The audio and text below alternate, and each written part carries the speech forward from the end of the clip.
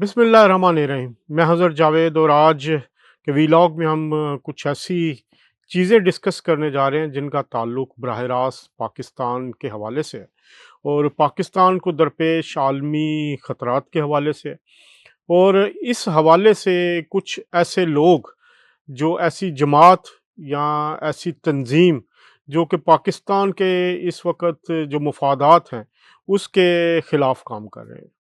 हमने देखा कि सानहा 9 मई में मुलव्वस अफराद के खिलाफ फैसले आना शुरू हो गए। सानहा 9 मई एक ऐसा मंसूबा जो कि पाकिस्तान में बगावत के लिए बनाया गया, जिसकी तैयारी की गई और जिसकी तैयारी में कई हफ्ते कई महीने लगे। और 9 मई के वाक़यात का वाहिद वो मकसद हुकूमत उलटना, आर्मी चीफ को घर भेजना और एक सियासी जमात की मर्ज़ी की हुकूमत कायम करना और मनपसंद लोगों को जो है वो एक इदारों के सरबराह बनाना था। लेकिन ये मंसूबा नाकाम हुआ। इस नाकामी के पीछे जो एक मेहनत थी, एक जो कह सकते हैं कि आप पूरी मंसूबाबंदी थी, वेल अवेयरनेस थी, वो हमारे इदारों की थी कि उन्होंने इस किस्म की साजिश को नाकाम बनाया।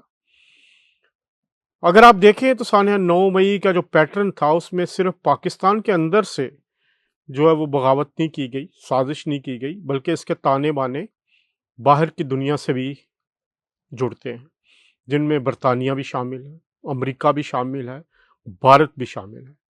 इस साजिश को पाया तकमील तक पहुंचाने के लिए जो सोशल मीडिया का इस्तेमाल किया गया वो बरतानिया और अमेरिका से किया गया।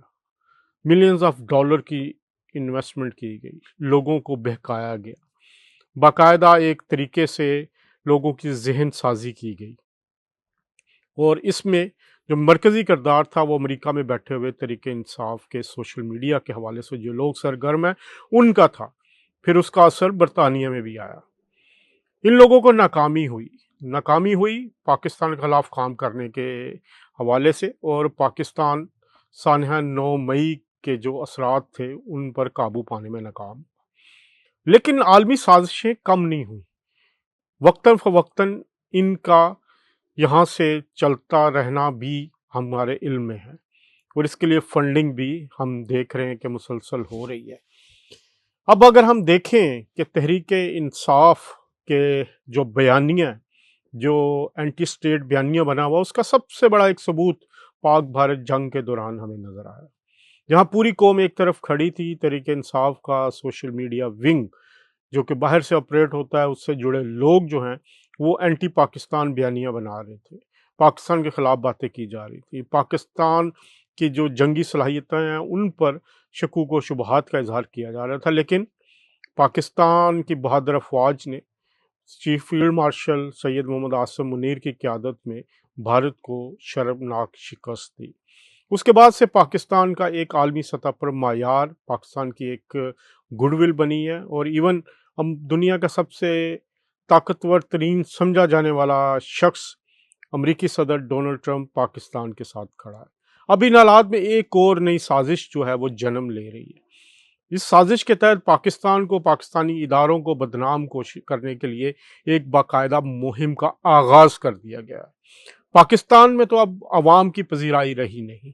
जो 5 अगस्त की कॉल दी गई थी वो भी बुरी तरह फ्लॉप हो गई है और इसके फ्लॉप होने से पाकिस्तान में बैठे और पाकिस्तान से बाहर बैठे जो पाकिस्तान के दुश्मन हैं उनको गहरी ज़रब लगी। अब वो इतने ही गुस्से में एक बार फिर कोशिश कर रहे हैं कि पाकिस्तान के ख़िलाफ़ बयानिया बनाया जाए, अमेरिका, बरतानिया और दीगर ममालिक के जो लोग हैं उनको अप्रोच किया जाए। और इस सिलसिले में इनका जो सोशल मीडिया विंग और दूसरे लोग हैं वो बाकायदा तौर पर मुतहर्रिक हो चुके हैं। मिलियंस ऑफ डॉलर्स दोबारा इकट्ठे किए गए हैं, उनकी इन्वेस्टमेंट करवाई जा रही है पाकिस्तान के ख़िलाफ़।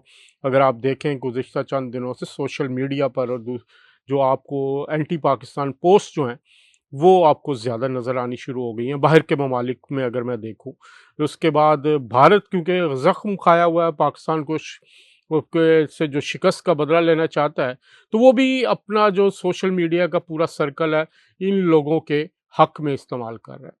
اب اگر دیکھیں تو اس کی کئی کڑیاں ہیں، اور یہ عالمی سازش جو ہے امریکہ سے شروع ہوتی ہے۔ اب اسی حوالے سے اگر آپ دیکھیں تو عمران خان کا صاحب کے جو صاحبزادے ہیں قاسم اور سلیمان، وہ امریکہ کے دورے پر گئے، اور امریکہ کے دورے پر جو ان کے ساتھ ہوا، ان کا جس طرح دورہ یہ ناکام ہوا، بری طرح فلاپ ہوا، اس میں سب سے بڑی اہم جو میں آپ کو خبر دینے جا رہا ہوں وہ خبر یہ ہے کہ رچرڈ گرینلز کے ساتھ ملاقات کا دعویٰ کیا گیا، اور کہا گیا کہ ان سے ملاقات بالکل، تصویر بھی کھنچوائی گئی، اور وہ منظر عام پر بھی وہ تصویر آئی، لیکن بات یہ کہ ان کی ملاقات ہوئی کیسے؟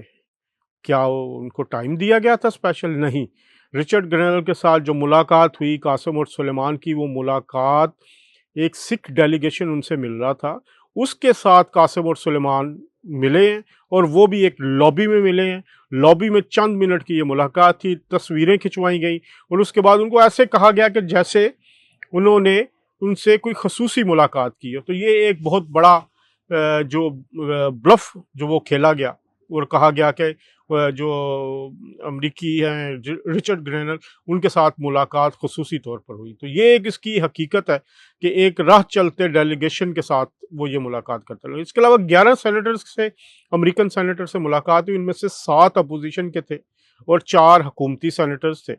تو ان کو بھی جو وہ وہی لوگ ہیں جن سے پہلے ان کی ملاقات ہوئی۔ تو اب ایک نیا فیز شروع کیا گیا ہے پاکستان کے خلاف، پاکستان کے اداروں کے خلاف ایک انٹرویو کا سلسلہ شروع ہوا ہے۔ ایک ہم نے انٹرویو دیکھا، اور اس انٹرویو میں جو بہت ساری ایسی چیزیں کہی گئی ہیں جن کا وجود ہی نہیں ہے، جو صریحاً غلط بیانی ہے، اور اس میں پاکستان کے اداروں کے خلاف جو ہیں وہ باتیں کی گئی۔ عمران خان صاحب جیل میں ہیں کرپشن کی وجہ سے۔ عمران خان کے خلاف مقدمے چل رہے ہیں سانیہ 9 مئی کے۔ انہوں نے جس طرح پاکستان کی ریاست اور پاکستان کی سلامتی سے کھیلنے کے لیے ایک جتھا تیار کیا تھا، جس کی انہوں نے کئی مہینوں تک ذہن سازی کی، اب تو پکے ثبوت آ چکے ہیں کہ جو فیصلے بھی آئے ہیں اس میں عمران خان صاحب کو منصوبہ ساز قرار دیا جا رہا ہے، کہ ان کے زیر صدارت جو میٹنگز ہوتی تھی ان میں اس حوالے سے جو ہے وہ باتیں ہوتی تھی، پلاننگ کی جاتی تھی۔ اب وقت قریب ہے، کیونکہ عمران خان کو صاحب کو بھی ان مقدمات میں سزا ہونی ہے۔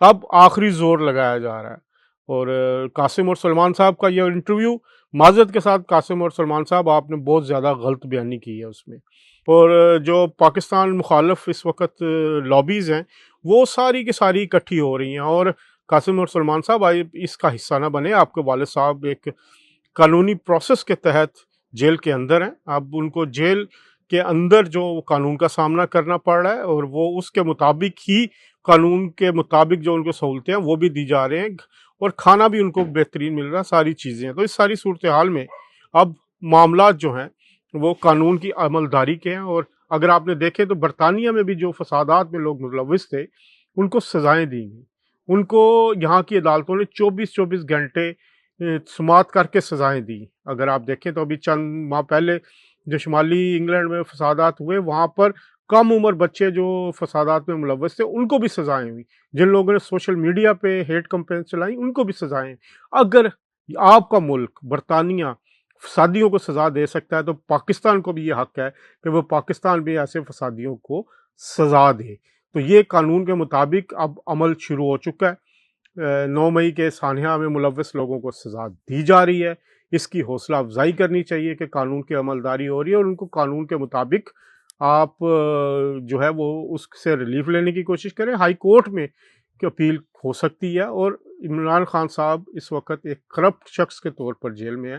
کرپٹ شخص کو سپورٹ کرنے کا کوئی بھی جواز نہیں بنتا۔ تو میرے جو ایک پاکستانیوں سے بھی گزارش ہے کہ وہ اس طرح کی کوئی فنڈنگ نہ کریں جو پاکستان کے خلاف استعمال ہو سکے۔ پاکستان کے خلاف اس وقت بھارت سب سے زیادہ سرگرم ہے، وہ پاکستان کے مفادات کو زچ پہنچانا چاہتا ہے، پاکستان کے خلاف جو کارروائیاں کر رہا ہے، اور اس میں بہت سارے ایلیمنٹ شامل ہیں۔